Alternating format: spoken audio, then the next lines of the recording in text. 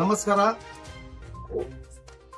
16ನೇ ತಾರೀಕಿನಂದು ಸೌದತ್ತಿ ನಗರದಲ್ಲಿ ಯಲ್ಲಮ್ಮ ಎಕ್ಸ್ಪ್ರೆಸ್ ರೈಲು ಮಾರ್ಗ ಲೋಕಾಪುರದಿಂದ ಧಾರವಾಡಕ್ಕೆ ತಲುಪುವ ಈ ರೈಲು ಮಾರ್ಗದ ಒಂದು ಹೋರಾಟವನ್ನು ಸೌದತ್ತಿ ನಗರದ ಮಹಾಜನತೆ ಹಮ್ಮಿಕೊಂಡಿದ್ದಾರೆ. ಅವರಿಗೆ ಅನಂತ ಧನ್ಯವಾದಗಳು. ಬಂಧುಗಳೇ, ಈ ಸೌದತ್ತಿ ಯಲ್ಲಮ್ಮನ ಸುಕ್ಷೇತ್ರಕ್ಕೆ ಯಾವಾಗೋ ರೈಲು ಬರಬೇಕಾಗಿತ್ತು. ನಮ್ಮ ಜನಪ್ರತಿನಿಧಿಗಳ ನಿರ್ಲಕ್ಷ್ಯ, ನಮ್ಮ ಜನದ ಹೋರಾಟದ ಕೊರತೆ ಮತ್ತು ಬಂದಂತ ಸರ್ಕಾರಗಳ ಗಮನ ಸೆಳೆಯುವಲ್ಲಿ ನಮ್ಮ ಜನಪ್ರತಿನಿಧಿಗಳು ಮತ್ತು ಸಾರ್ವಜನಿಕರು ವಿಫಲವಾದ ಕಾರಣ ಈವರೆಗೂ ಸೌದತ್ತಿ ಯಲ್ಲಮ್ಮನಿಗೆ ಒಂದು ರೈಲು ಸೌಲಭ್ಯ ದೊರಕಿಲ್ಲ. ಇದು ದುರಂತ. ಆ ನಿಟ್ಟಿನೊಳಗ ಈಗಾಗಲೇ 2-3 ಸಭೆಗಳನ್ನ ಮಾಡಿ ಸೌದತ್ತಿ ನಗರದ ಜನತೆಯಲ್ಲಿ ಈ ರೈಲ್ವೆ ಮಾರ್ಗದ ಬಗ್ಗೆ ಜನಜಾಗೃತಿ ಮಾಡಲಾಗಿದೆ.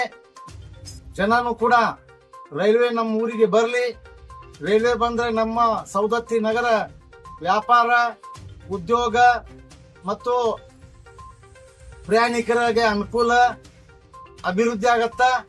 ನಮ್ಮ ಸೌದತ್ತಿ ನಗರಕ್ಕೆ ಬರುವಂತ ಯಲ್ಲಮ್ಮನ ಭಕ್ತರಿಗೆ ಒಂದು ಅಗ್ಗದ ಪ್ರಯಾಣ, ಸುಖಕರ ಪ್ರಯಾಣ ಸಿಗುತ್ತೆ ಅನ್ನುವಂತ ಮನವರಿಕೆ ಆದಮೇಲೆ ಅವರೆಲ್ಲರೂ ಬಹಳ ಒಂದು ಹುಮ್ಮೇಸದಿಂದ ಈ ಒಂದು 16ನೇ ತಾರೀಕಿಗೆ ಹೋರಾಟವನ್ನು ಹಮ್ಮಿಕೊಂಡಿದ್ದಾರೆ.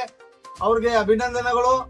ಮತ್ತು ನಾನು ಕೂಡ 16ನೇ ತಾರೀಕಿನಿಂದ ಸೌದತ್ತಿ ಯಲ್ಲಮ್ಮನ ದೇವಸ್ಥಾನದಿಂದ ಅಲ್ಲಿ ಹೊಂಡದೊಳಗೆ ನಾವು ಜಳಕ ಮಾಡಿ ಅರೆಬತ್ತಲೆಯಾಗಿ ಪಾದಯಾತ್ರೆ ಮೂಲಕ ಸೌದತ್ತಿ ನಗರದ ಪ್ರಮುಖ ಬೀದಿಗಳಲ್ಲಿ ಸಂಚರಿಸಿ ಮಾನ್ಯ ತಹಸೀಲ್ದಾರ್ ಅವರ ಕಚೇರಿಗೆ ತೆರಳಿ ಮನವಿಯನ್ನ ಅರ್ಪಿಸಿ ಮುಂದೆ ನಗರದ ಪ್ರಮುಖ ಸ್ಥಳದಲ್ಲಿ ಬೆಳಗಾವಿಯಲ್ಲಿ ನಡೆಯುವಂತಹ ಒಂದು ಅಧಿವೇಶನ ಮುಗಿಯುವವರೆಗೂ ಸರ್ಕಾರದ ಗಮನ ಸೆಳೆಯುವುದು, ಸರ್ಕಾರಕ್ಕೆ ಬಿಸಿಯ ತಟ್ಟಿಸುವುದು, ನಮ್ಮ ಭಾಗದ ಜನಪ್ರತಿನಿಧಿಗಳು ಈ ಯಲ್ಲಮ್ಮನ ರೈಲು ಮಾರ್ಗಕ್ಕೆ ಸರ್ಕಾರ ಭೂಮಿ ನೀಡುವ ನಿಟ್ಟಿನೊಳಗ ಪ್ರಯತ್ನ ಮಾಡಲಿ ಅಂತ ಹೇಳಿ ನಾವು ಆಶಿಸುತ್ತೇವೆ.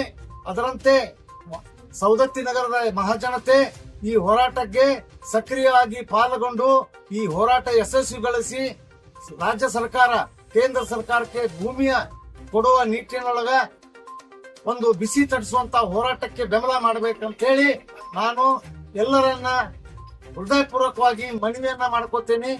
ನಮಸ್ಕಾರ.